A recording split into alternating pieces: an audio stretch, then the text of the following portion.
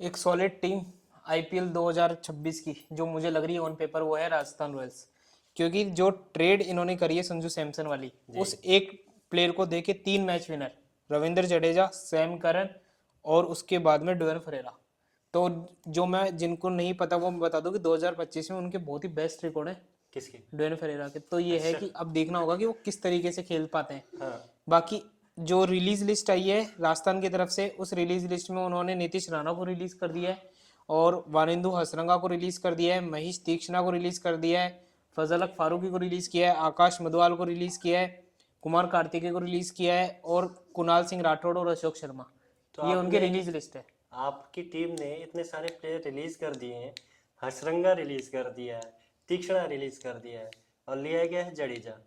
Jadeja CSK में कुछ कर रहे थे आपके हिसाब से? Jadeja as an important player इसलिए हो सकते हैं क्योंकि आपको नीचे से बैटिंग देंगे। जो आपने देखा होगा कि लास्ट आईपीएल सीजन में जो फिनिशेस नहीं हो रही थी राजस्थान की तरफ से, शायद कहीं ना कहीं उसको अंजाम देने के लिए रविंद्र जडेजा को लिया गया है। और उसके साथ सैम करन ऑलराउंडर, तो रविंद्र जडेजा और सैम करन की जोड़ी लास्ट में काफी उपयोगी साबित हो सकती है। एसएमएस स्टेडियम पे लंबे वो हैं और जडेजा को विकेट्स भी वहां पे मिल सकते हैं क्योंकि मैदान बड़ा है वो। तो ये है कि रविंद्र जडेजा एज ए जयपुर में बहुत ही बेहतरीन करने वाले हैं, मुझे ऐसी उम्मीद है। और अब मैं बात कर लेता हूँ कि अगर राजस्थान जो रॉयल्स है उसने कौन कौन से रिटेन किए हैं, उसमें अगर आप बात करोगे तो मुझे रिटेन लिस्ट बता दो एक बार फटाफट से। जायसवाल हो गया आपके पहले ओपनर, और दूसरा जो एक नया यंग ओपनर आया था वैभव आपके पास, सूर्यवंशी वैभव जो सूर्यवंशी। मॉन्स्टर अभी बना हुआ जी है, बिल्कुल, तपा तपा टप 100 मारे मारे जा जा रहा रहा है है वो। बिल्कुल। और उसके बाद नंबर 3 पे आपके रियान पराग, रियान पराग जिन्होंने कप्तानी छीनी थी संजू सैमसन से। बिल्कुल। कप्तानी के भूखे हैं शायद, लग रहा है वो। ऐसा कुछ नहीं है, वो देखना होगा कैसा खेलेंगे अभी। लेकिन रियान पराग भी टैलेंट है, जब वो उनके बैट से लगती है छक्का तो बहुत ही बेहतरीन लगता है उनके बैट से। और आपके जोफ्रा आर्चर, जो कि पूरे टूर्नामेंट में इंजर्ड ही रहते हैं ज़्यादातर। बिल्कुल देख लेंगे टूर्नामेंट होगा। में, देख लेंगे। तीसरा आपके सिमरन हेटमैन और ध्रुव जुरेल, जो ध्रुव फिनिशिंग जुरेल नहीं कर पाते फिनिशर हैं। और ठीक है। हाँ।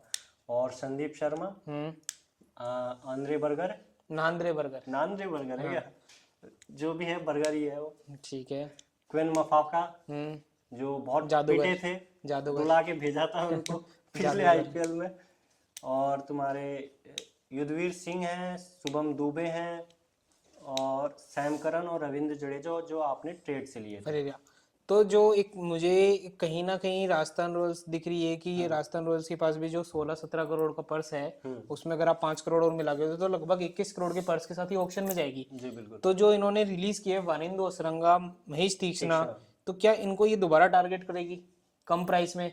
क्योंकि एक अच्छा एडिशन है ये भी, क्योंकि स्पिनिंग में अभी आपके पास सिर्फ रविंद्र जडेजा है क्वालिटी स्पिनर जी में, बिल्कुल। और आपको 1 या 2 स्पिनर तो और चाहिए होंगे। जी बिल्कुल। तो वो या तो इन्हीं में से वापस लेके आए, या जो ऑप्शन आ रहा है राहुल चेहर का ऑप्शन आ रहा है, या आप कह लो मुजीबुर रहमान का ऑप्शन आ रहा है, तो इनमें से किसी को लेके आए, या फिर वापस कुमार कार्तिक को टारगेट करें, श्रेयस गोपाल को टारगेट करें। तो वो देखना होगा राजस्थान रॉयल्स किसके पीछे जाएगी, क्योंकि मुझे लगता है केवल एक स्पिनर का रोल है जो उन्हें फिल करना है। जी बिल्कुल, एक स्पिनर तो आपको चाहिए, क्योंकि हसरंगा मुझे लगता है इस आईपीएल में भी आपको महंगे पड़ सकते हैं, क्योंकि टीमें जाएंगी उनके पास। टीमें जाएगी, बट राजस्थान रॉयल्स अगर जिस प्राइस में उन्हें अभी मिला है और उस प्राइस से ओवर जा रहा होगा तो डेफिनेटली नहीं जाएगी। 5-6 करोड़ क्योंकि हाँ के पड़े रिलीज, थे शायद। क्योंकि रिलीज कर दिया है तो वो ओवर ऑब्वियसली लेस प्राइस में ही लेंगे उनको।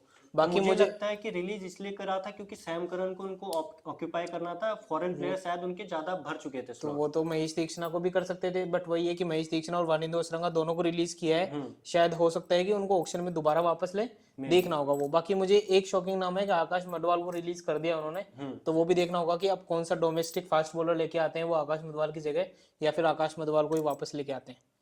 तो आपका एक फास्ट बॉलिंग का स्लॉट खाली है जिसको आपको भरना है। तुषार देशपांडे से आपकी कुछ उम्मीद है?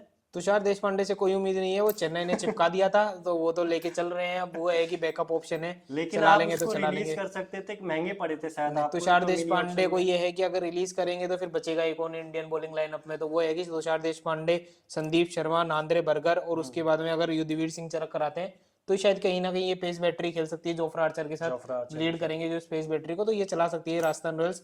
बाकी मेरे को ऑन पेपर काफी सॉलिड टीम लग रही है, तो देखना होगा मिनी ऑक्शन में ये और किस कौन से प्लेयर्स को टारगेट करती है। जी। तो ये गाइस राजस्थान का एनालिसिस था।